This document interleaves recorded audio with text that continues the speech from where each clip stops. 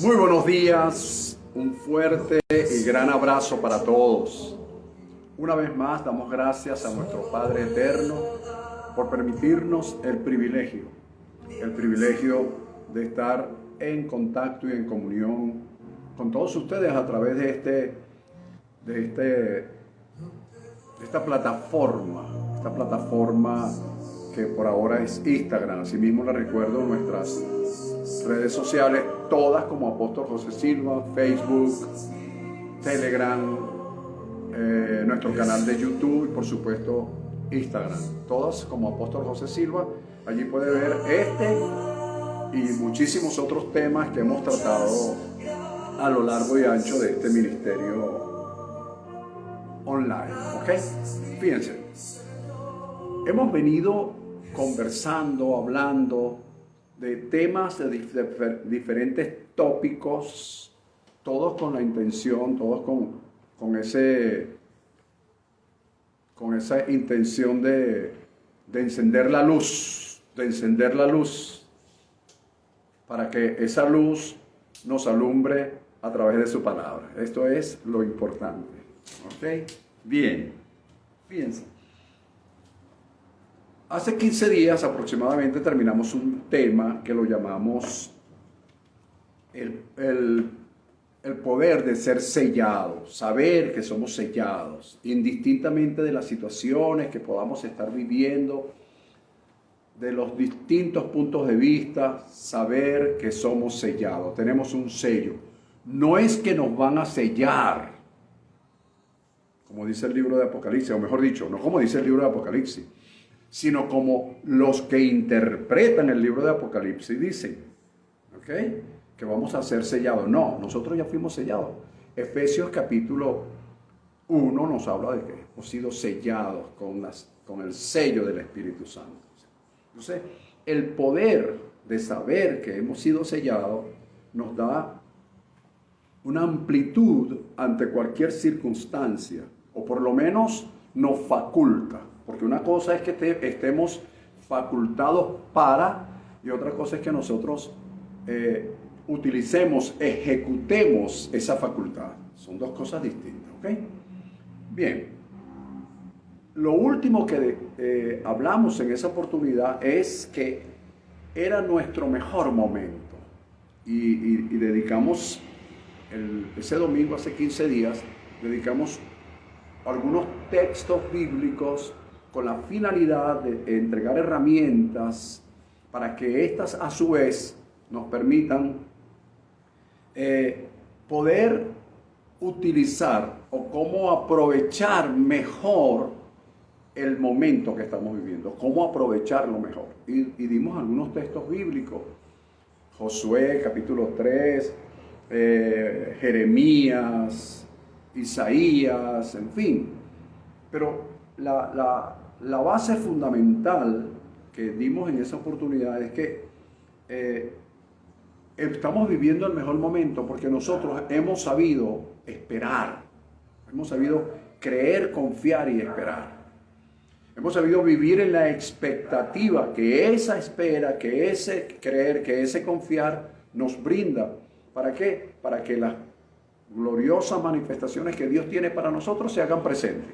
Se hagan presentes y han de hacerse presentes indistintamente de cuál sea la circunstancia. Recuerde que somos sellados. Entonces, también nos hemos guardado en integridad y hemos guardado ese pacto, el pacto de integridad, el pacto, ese código de honor, ¿ok? Que es vivir en la verdad, vivir en justicia, vivir en integridad de corazón y en rectitud de corazón, haciendo o procurando por lo menos hacer lo que a Dios nuestro Padre le agrada. Cuando yo hablo de esto,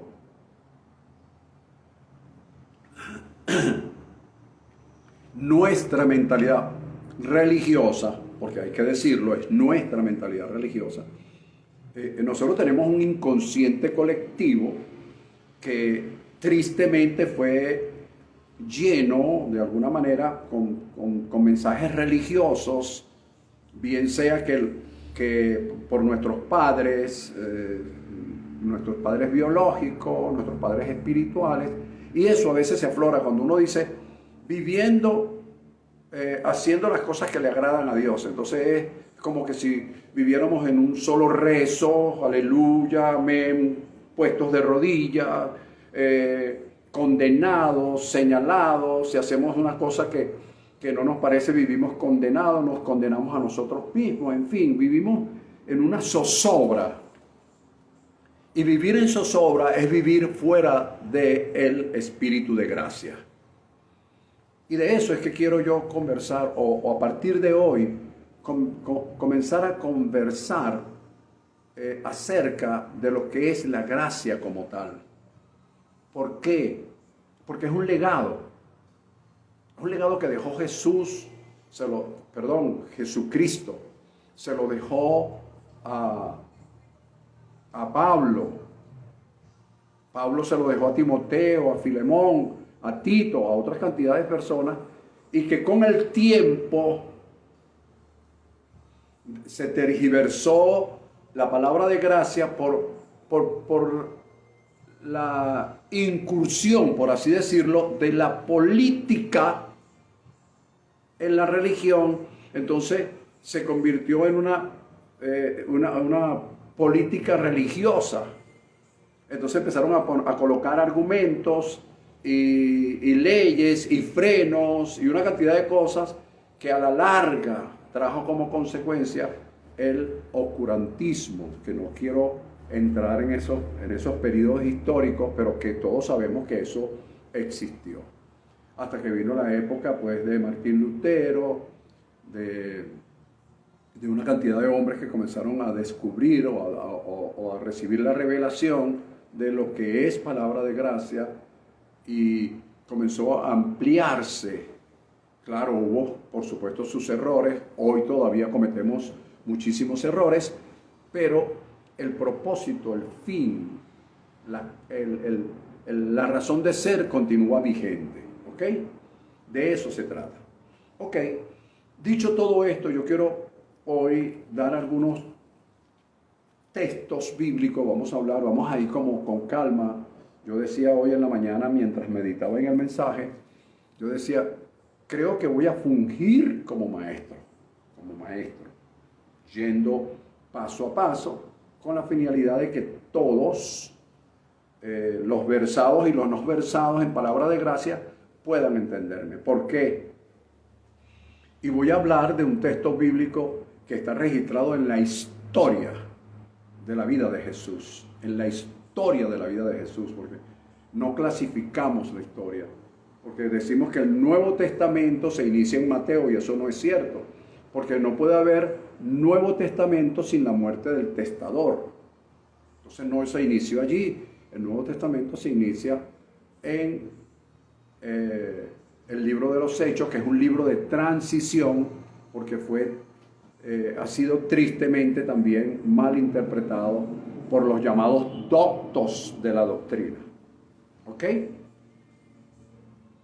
Fíjate, vamos a prestar atención. Todavía no le he puesto nombre al tema, porque quiero dejar que en el desarrollo me venga ese nombre. Fíjate.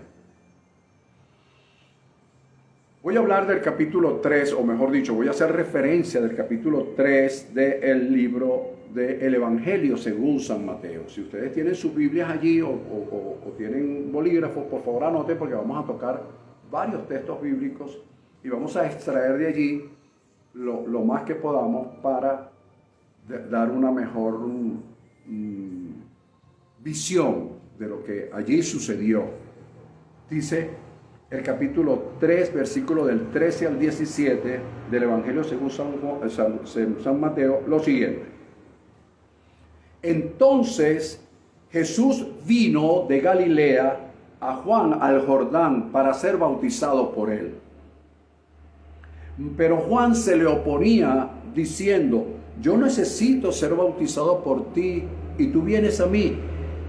Pero Jesús le respondió, deja ahora, porque así conviene que cumplamos toda justicia.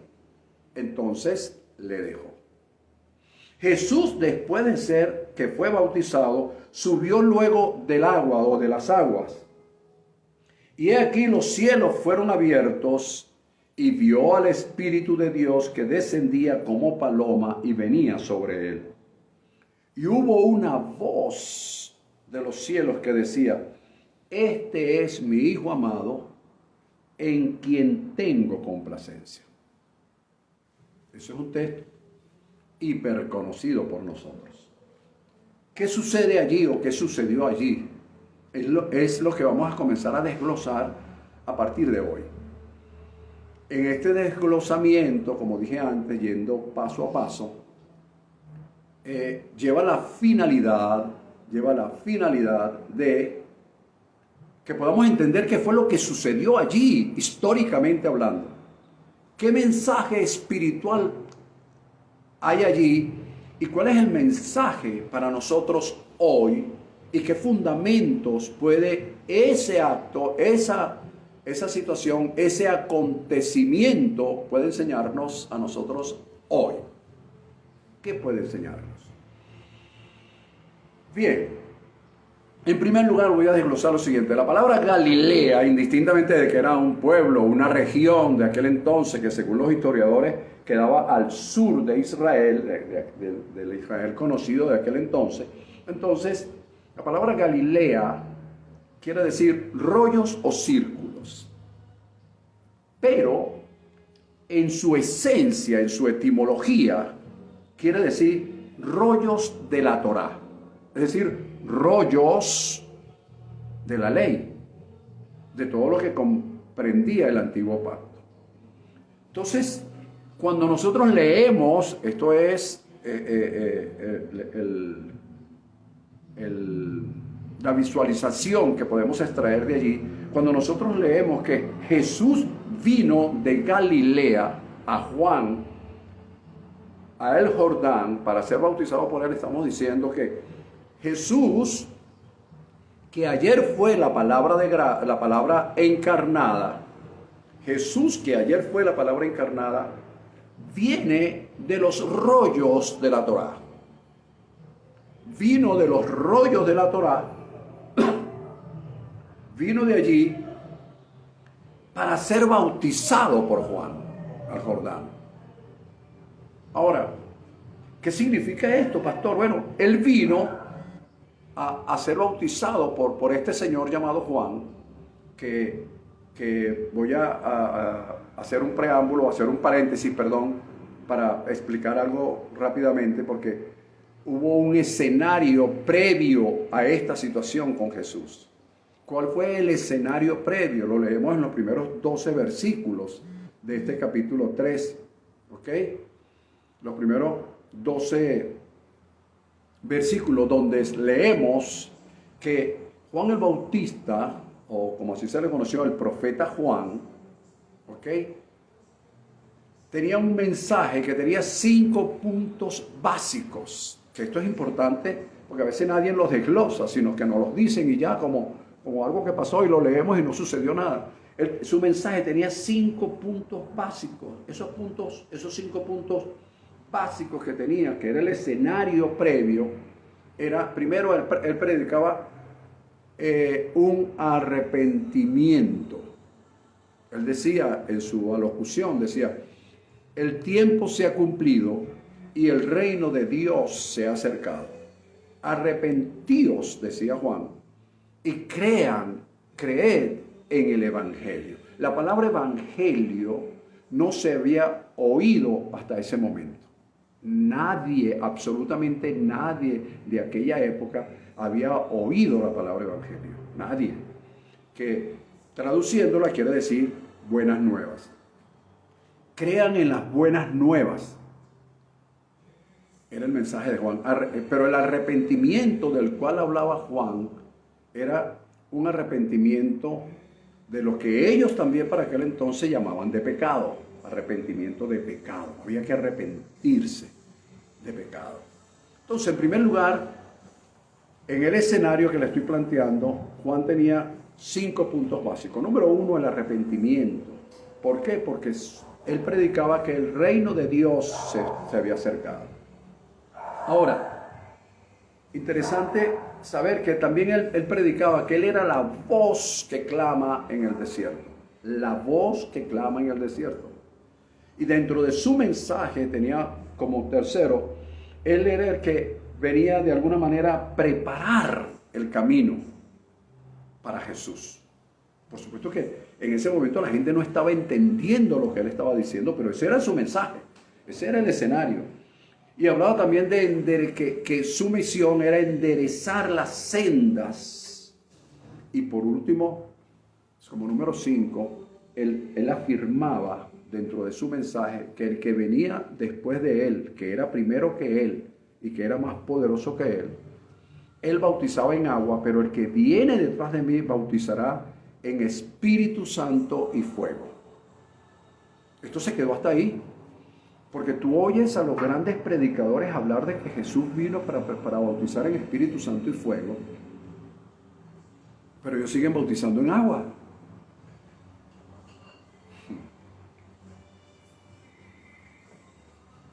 Bueno, yo voy a hablar de algunas cosas de gracia, ¿ok? No, lo que las personas hagan, difieran o no del tema. Mi legado, el legado que yo entiendo que he recibido, ¿ok? Es un legado de gracia.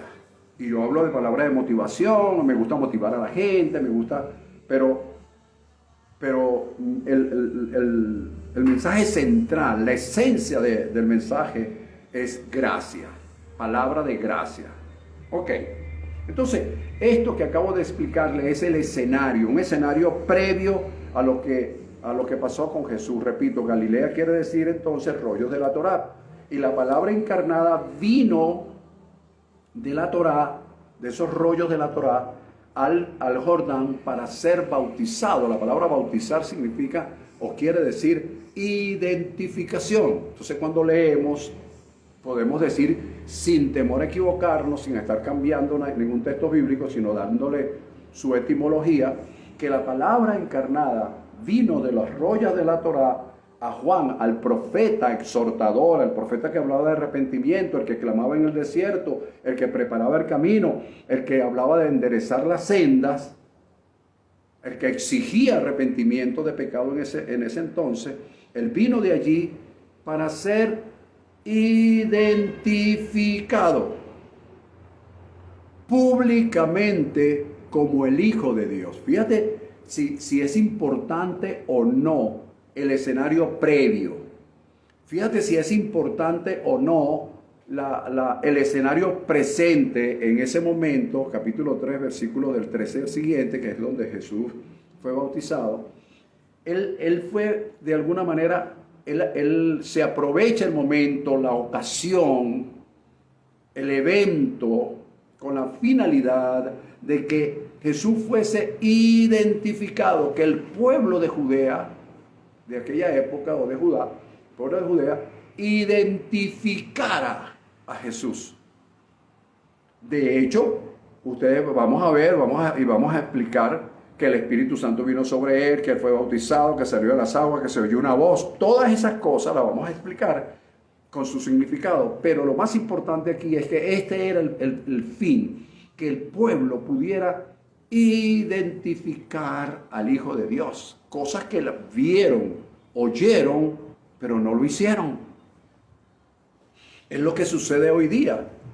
Oyen, ven, saben que es así, pero su mensaje es un mensaje arraigado a tradiciones, a costumbres, a eventos ceremoniales que no tienen ninguna razón de ser para este tiempo. Y la palabra de gracia queda escondida, y los que predicamos gracia somos tildados de falsos profetas o de falsa doctrina. Pero aún así, oídos con los que entienden lo que es palabra de gracia, o mejor dicho, con los que han recibido el legado, o yo siento haber recibido un legado de palabra de gracia. Entonces, hacer énfasis en esa palabra de gracia, indistintamente de las tildes o de los señalamientos que podamos tener a priori. ¿Ok? Fíjate, Cuando este bautismo, esta identificación de Jesús, en primer lugar se identificaba con el pacto saliente, pero también él marcaba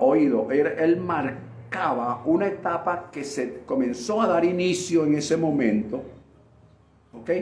Comenzó a darse inicio porque posteriormente, con la muerte en la cruz del Calvario, se cerraría el ciclo.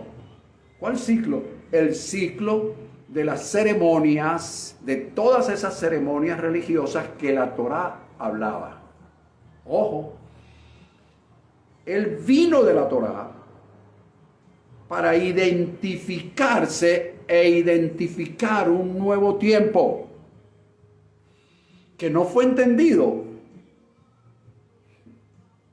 O sea, el hecho, muchas veces están sucediendo cosas que nosotros no las entendemos, pero están sucediendo, están allí. Y esto está allí, es un evento, es algo histórico, algo real, algo verdadero, una palabra escritural. Pero de esa palabra escritural tenemos que extraer las enseñanzas que nos competen para el día de hoy. Fíjate, otra cosa bien interesante, que la palabra Jordán quiere decir la distancia que te separa del lugar donde estás al lugar donde quieres ir. Lo voy a decir de otra forma. Es la distancia que te separa de la posición donde estás a la posesión que quieres alcanzar. Ese es tu Jordán. Ese es mi Jordán. Entonces Jesús vino a ese Jordán, tomó una posición porque en ese momento simbólicamente iba a recorrer una distancia del lugar o de la posición donde estaba a la posesión que quería adquirir, que sucedió 3 años y medio luego, que fue la muerte de la cruz del Calvario, donde él tuvo una posesión después de la resurrección. Entonces esto es importante que lo veamos con los ojos de la revelación, con los ojos de gracia, más allá que con los ojos históricos o con los ojos religiosos, por así decirlo. Es bien importante, ¿por qué? Porque ahí sucedieron muchísimas cosas, que es lo que quiero crear hoy como base para darle continuidad primeramente el próximo domingo. ¿Qué es? Bien interesante. Voy a darle unos textos bíblicos para erradicar para procurar, erradicar la palabra pecado en la mente suya. Porque no hay nada más terrible que sentirse pecador. No hay nada más terrible que sentirse pecador.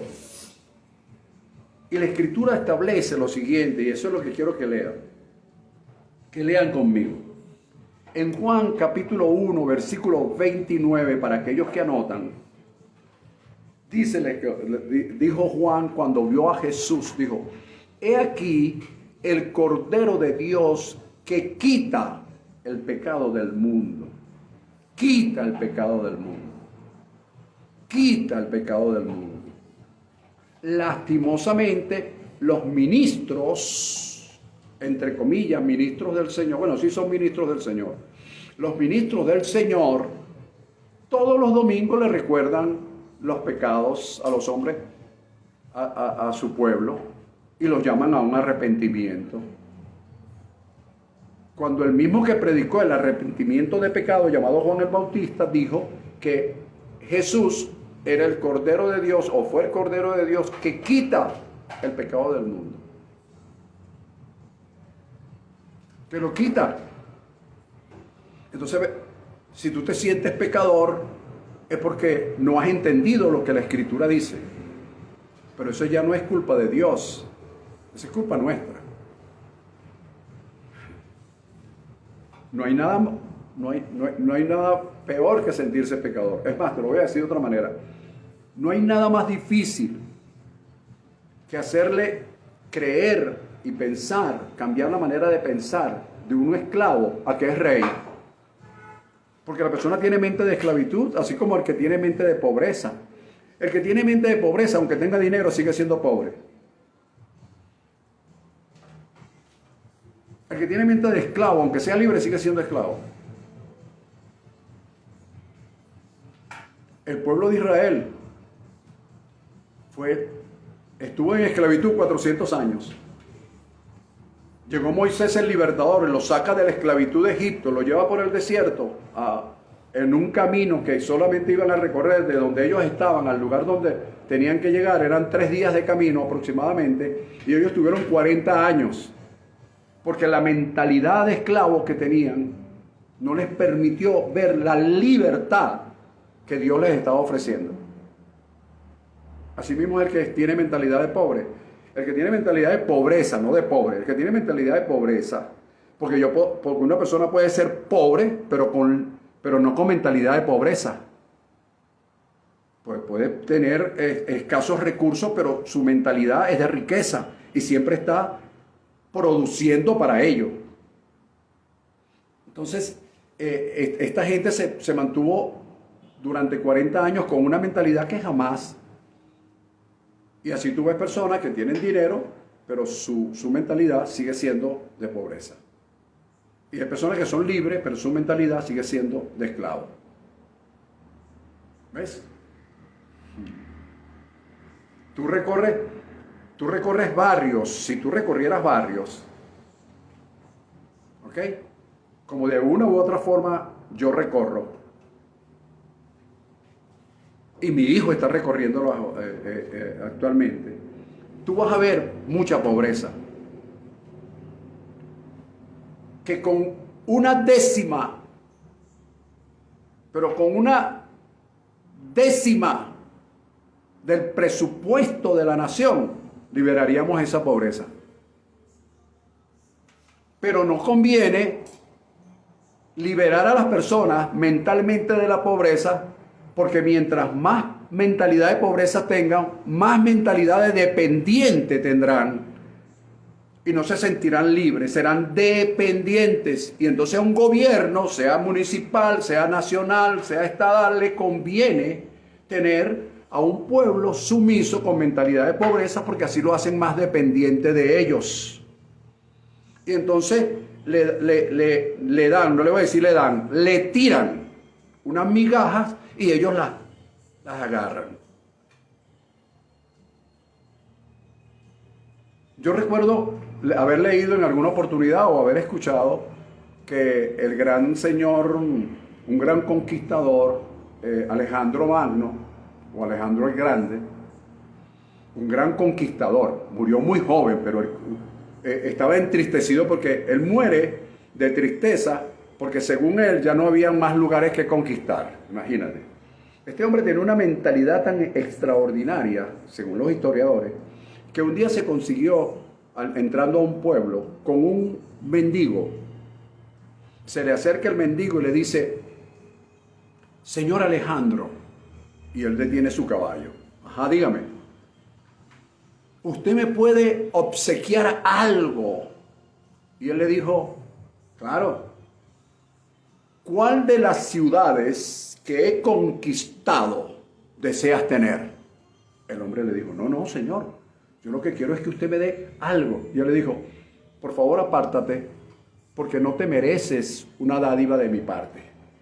Algo así, palabras más, palabras menos. ¿Por qué? Porque aquel hombre tenía mentalidad de pobreza, mentalidad encarnada, que no lo dejaba pensar más allá. Entonces, a veces pedimos o solicitamos algo con la mentalidad que tenemos y no con la mentalidad del pedigüeño y no con la mentalidad del dador. Así pasa con Dios. Nos la pasamos arrodillados tratando de pedir cosas que ya Dios nos la ha dado. Oramos para que Dios nos lleve a un lugar donde Él ya nos ha llevado.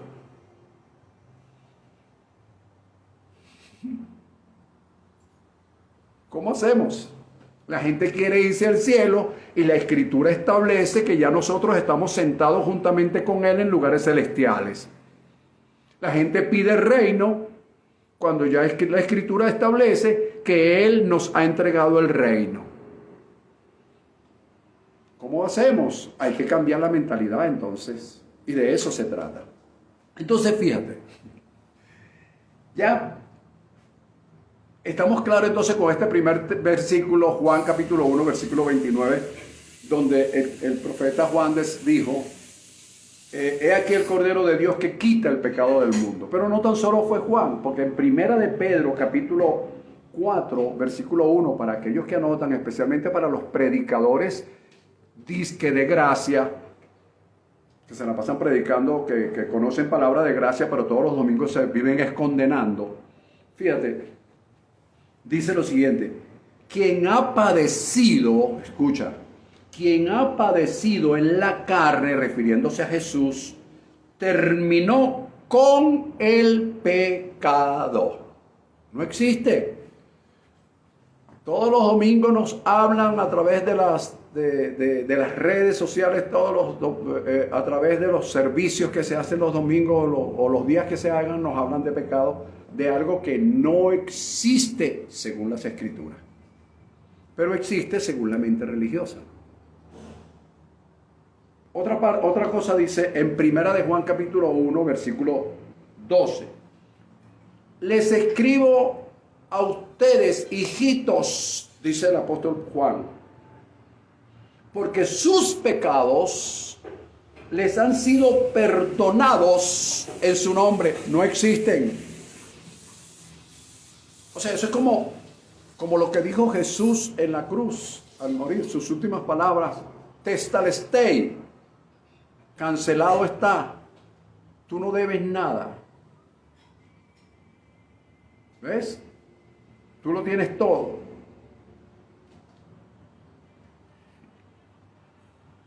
Yo siempre he dicho, y todavía lo sostengo, que pedirle a Dios algo es faltarle el respeto. Fíjate que yo voy en contra de las oraciones tradicionales. Pedirle a Dios algo es faltarle el respeto, porque Él dice en su palabra para con nosotros que nosotros estamos completos en Él. No. Y rezamos el Salmo 23 diciendo: el Señor es mi pastor y nada me faltará. Pero nos la pasamos pidiendo, pero seguimos rezando. Entonces hay una contradicción. Por eso es que con la oración hay que tener mucho cuidado cuando se habla. Yo, por ejemplo, le hablo esto a mi esposa y se lo digo también a mis hijos. En cuanto tengo la oportunidad de hacerlo, siempre se los digo. No se trata de pedir para que Dios nos dé. Se trata de dar gracia por lo que nos ha dado. Son dos cosas distintas. No es pedir, dame. Es más, también le enseño a mi familia, con los que converso, pero con la que más converso es con mi esposa. Entonces, cuando vamos en el carro, yo vivo transmitiendo lo que Dios me va revelando. Y yo le he dicho en varias oportunidades, no se trata de pedir por lo que necesitamos, sino dar gracias por lo que ya Dios nos ha dado. Pero le voy a decir algo más, algo que va. Cuando nosotros le pedimos algo a Dios, estamos desconfiando de lo que Él como tal nos ha dado.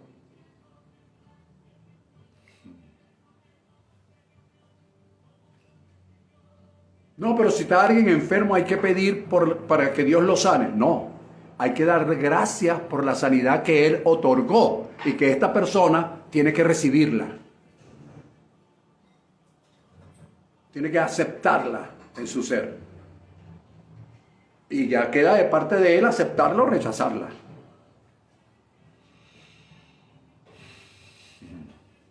Bien, otro texto que les quiero dar. Hebreos capítulo 9, eso es para que lo lean, versículos 23 al 28. Pero yo voy a leer solo el 26 en su última parte, dice: se presentó una vez para siempre, hablando de Jesús, por el sacrificio de sí mismo para quitar de en medio el pecado.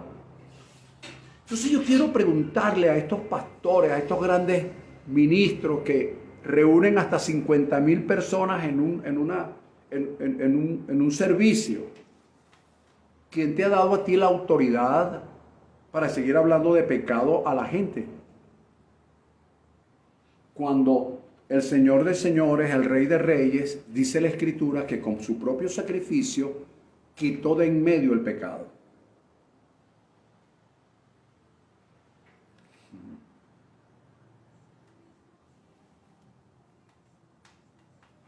No sé, a lo mejor es que ellos saben más que lo que dice la Escritura. Bien, entonces fíjate, entramos otra vez al escenario que hemos hablado allí de Juan. Hay algo también importante que hizo Juan, oído con esto. Juan, al ver que los fariseos, los saduceos, venían al bautismo, él les dijo esta palabra: generación de víboras, ¿quién les enseñó a huir de la ira venidera? Hagan pues frutos de arrepentimiento. Entonces se oyen los púlpitos todavía que le exigen eso y no han leído que eso fue fueron palabras específicas para personas específicas que se tildaban de muy santos en aquella época. Y entonces Juan les habló esto y la gente hoy todavía exige frutos dignos de arrepentimiento. No se puede, no se debe.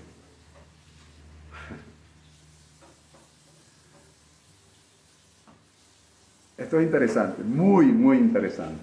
Bueno, ya te di suficientes textos bíblicos para decirte, para que quede claro, conforme a lo que establece las Escrituras, en palabra de gracia, quedó claro, entonces, que el pecado no existe. Existe en la mente, la gente tiene conciencia de pecado, pero realmente Dios no te ve pecador. Hagas lo que hagas para que lo sepas. La persona haga lo que haga, sufrirá sus consecuencias. Pero Dios como tal, que te ve a través de la sangre derramada en la cruz del Calvario, no te ve, no te condena, no te señala. Porque ya Él condenó a su Hijo.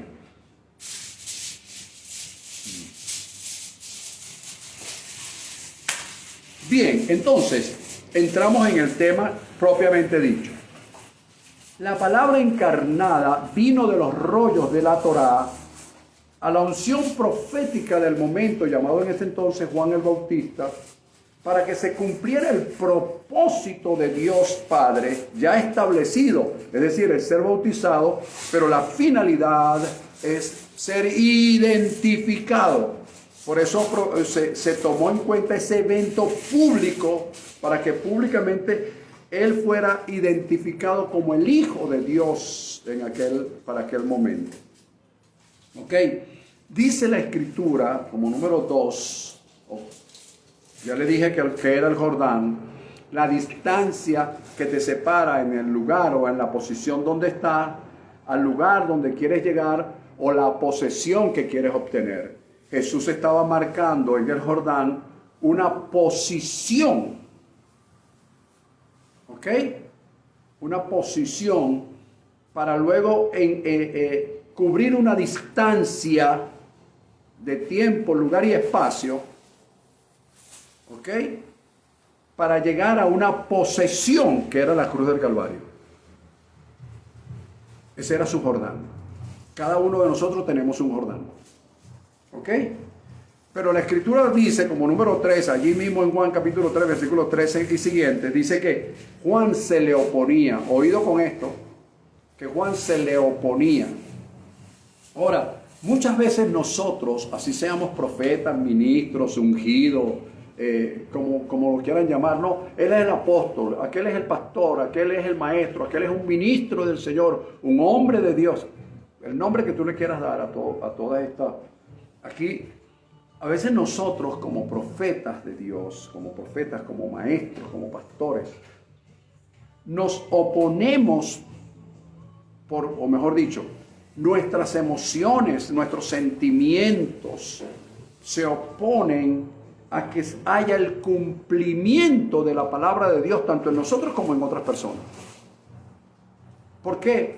Porque el sentimiento, oído con esto, el sentimiento, es decir, el alma, el razonamiento, la lógica humana, no logra entender lo que el Espíritu quiere transmitir, a menos que el Espíritu pueda amoldar el alma.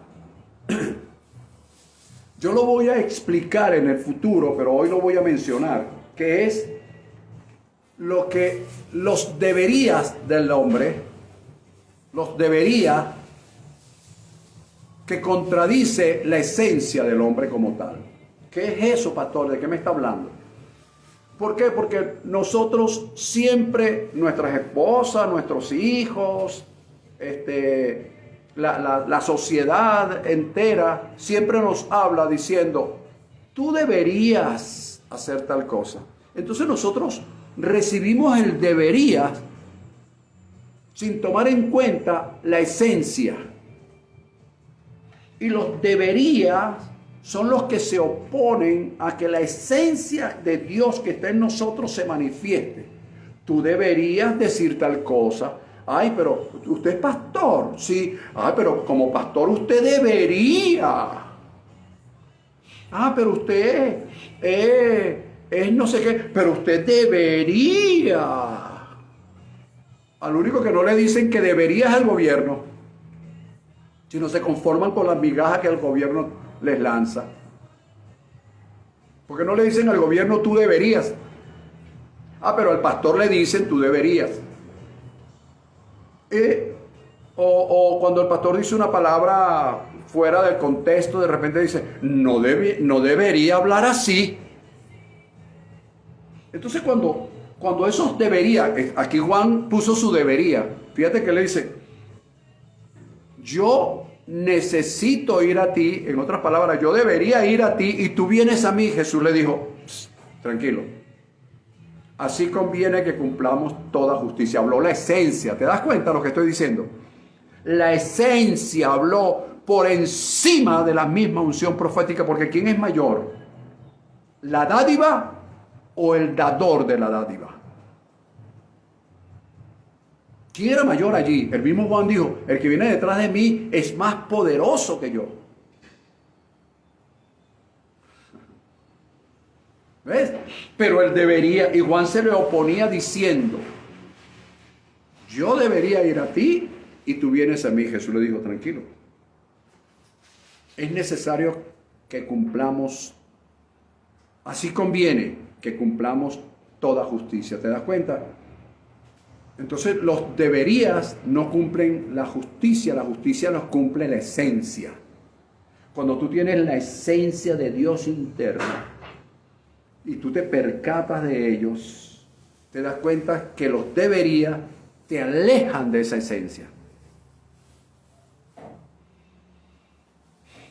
Bueno, lo dije que lo iba a explicar luego, por ahora solamente lo voy a mencionar. ¿Ok? Bien. Ok, seguimos un poco más adelante. Esto es bien interesante.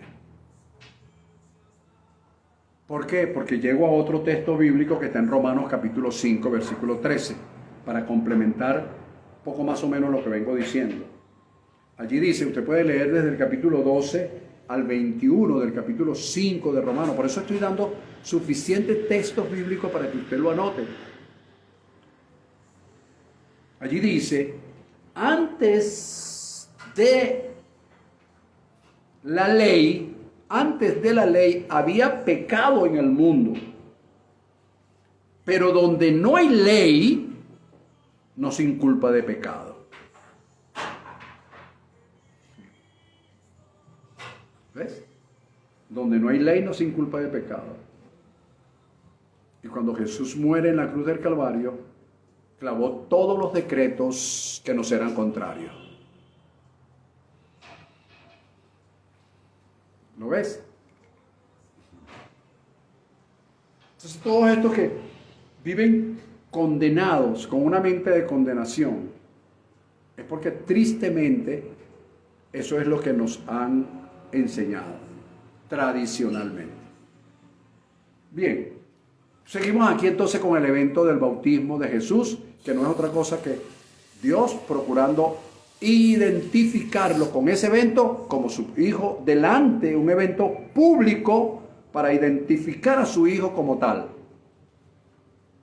En el versículo 15 dice, así conviene que cumplamos toda justicia. Y esto es importante saber que cumplir toda justicia, porque la justicia, según expertos en cuanto a teología, se divide en cuatro que yo las he explicado en otros momentos, pero ahorita no tengo el tiempo para explicarlas, que es la justicia gobernante, la justicia distributiva, la justicia retributiva y la justicia remunerativa. ¿Ves? Ahora bien, en 2 de Corintios, capítulo 5, versículo 21, dice claramente lo siguiente: al que no conoció pecado, por nosotros lo hizo pecado, para que nosotros fuésemos hechos justicia de Dios en él. Es decir, que nosotros fuimos hechos justicia. Cuando Dios nos ve como justicia. Cuando Dios nos ve con el sello del Espíritu Santo. Cuando Dios nos ve bendecido. Cuando Dios nos ve prosperado. Cuando Dios nos ve en abundancia. Cuando Dios nos ve en sanidad.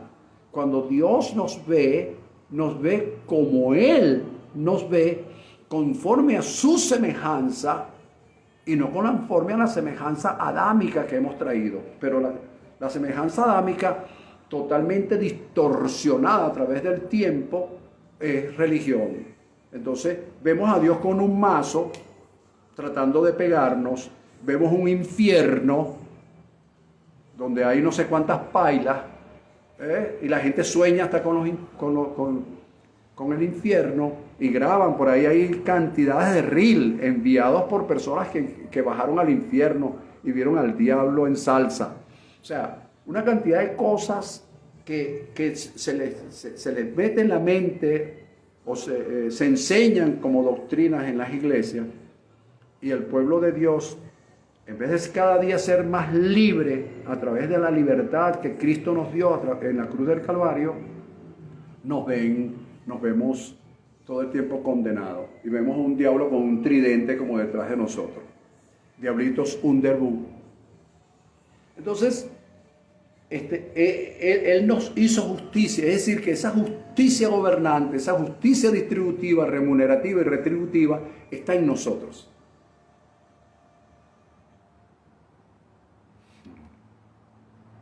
Voy a decirlo de otra manera. Cuando Dios hace una promesa, escucha esto, para que esto quede también plasmado. Cuando Dios hace una promesa, o mejor dicho, cada una de las promesas de Dios para con nosotros, sea cual sea,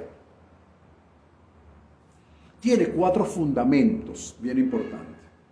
Esos fundamentos, mis amados, son los siguientes.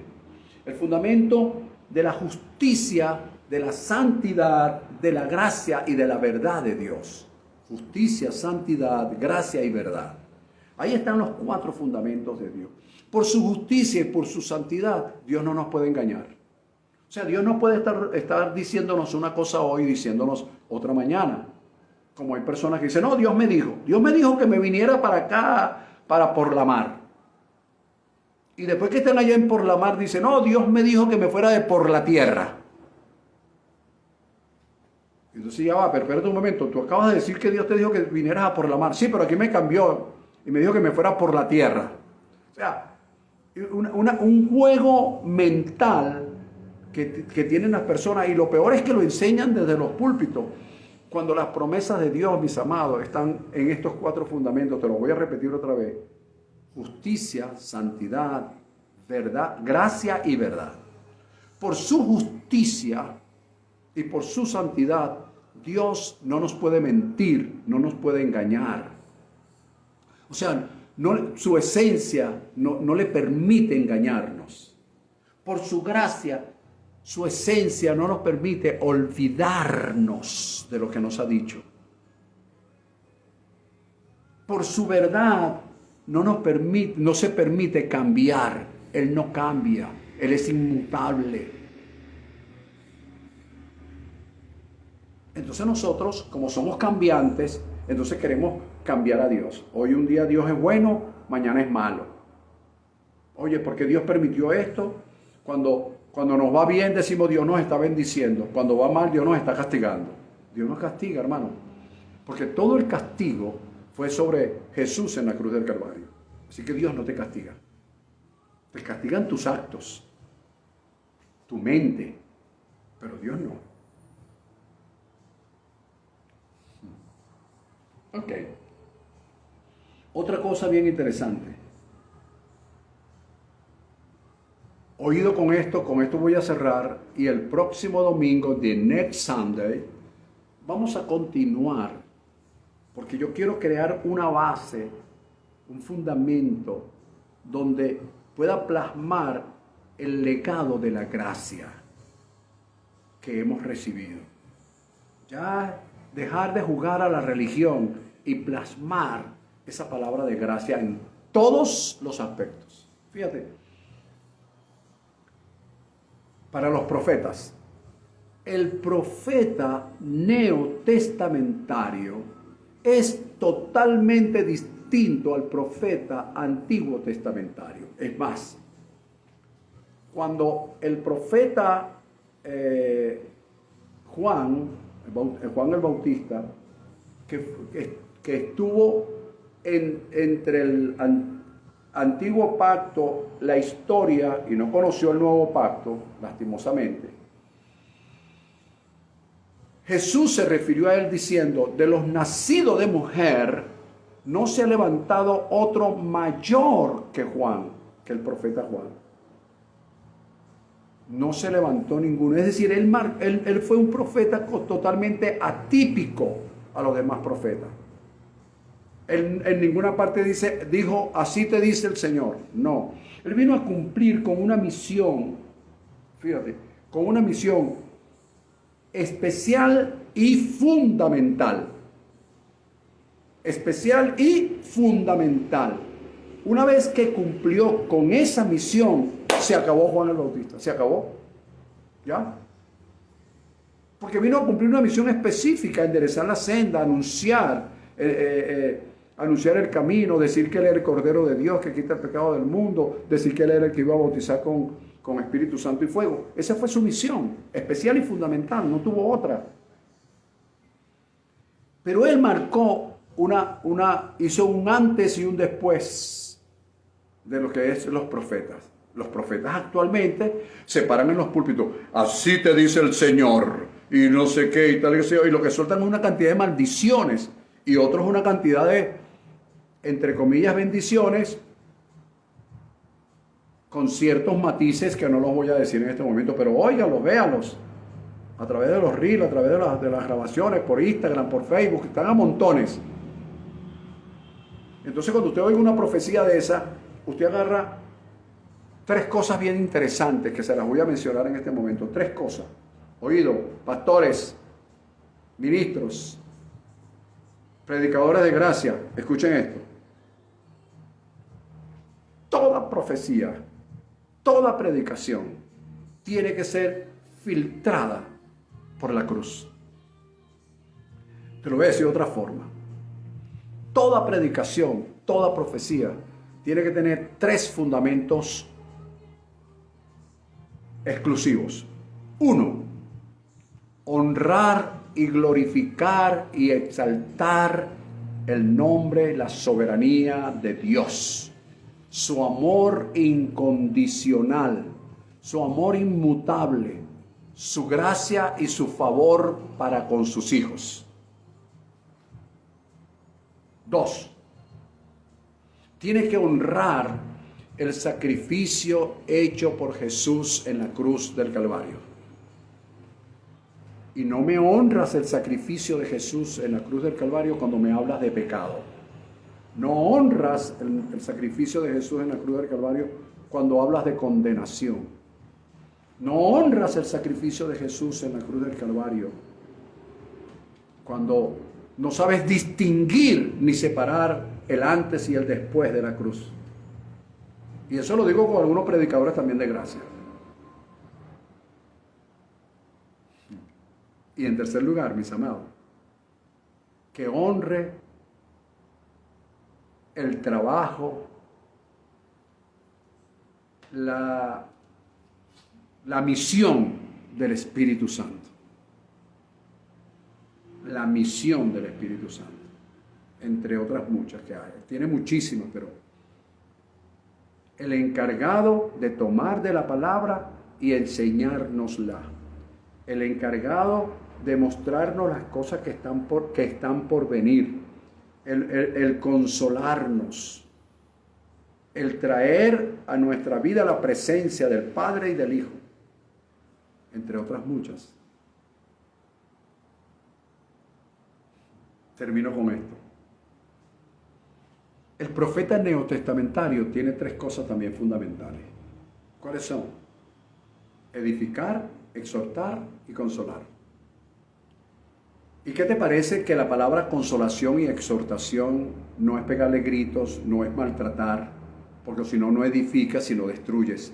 Entonces, ambas palabras en el original griego lo que quieren decir es motivar, animar, impulsar, llevando a las personas a autocorregir sus conductas más allá de sentirse condenados.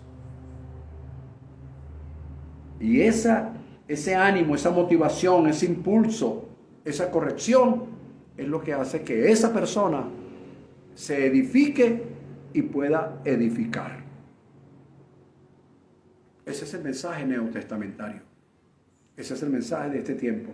Ese es el legado que nosotros como predicadores, como ministros competentes de un nuevo pacto, se requiere que enseñemos. Y a través de él, marcar una pauta. Así como Jesús, cuando se identificó en el bautismo, que todavía falta que saquemos algunas cosas de allí.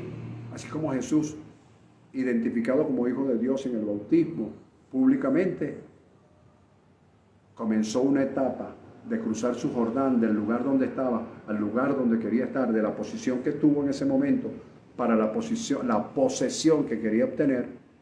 Él tenía que cruzar su Jordán. Tú y yo tenemos un Jordán. Hoy comienza un Jordán. Hoy estoy en una posición con un legado de gracia, pero mañana, una vez que recorra la trayectoria, voy a tener una posesión adquirida por haber honrado la posición que se me dio. Sean todos muy bendecidos. Nos vemos el próximo domingo. Le damos toda la gloria a nuestro Padre por habernos permitido transmitir a través de este canal de Instagram esta palabra que es un fundamento, es una base que vamos a hacer para el próximo domingo, continuar con ella, con lo que he llamado legado de gracia. Bendecidos.